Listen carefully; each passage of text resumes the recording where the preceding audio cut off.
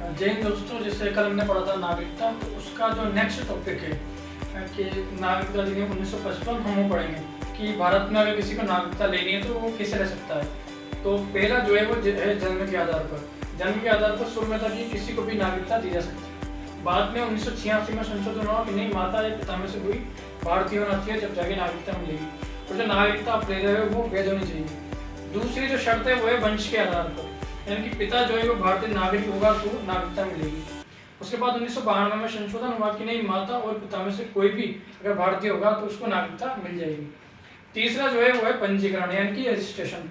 इसमें 7 साल के लिए आपको रजिस्ट्रेशन करा के रहना होगा, उसके बाद आपको भारत में नागरिकता मिलेगी। चौथा जो है वो है देशीयकरण, यानी कि न्यूट्रलाइजेशन। उसमें है कि किसी भी विदेशी नागरिक को अगर भारत की नागरिकता चाहिए तो पहली बात तो ये कि उसे कला, विज्ञान और साहित्य के क्षेत्र में विशेष व्यक्ति होना चाहिए।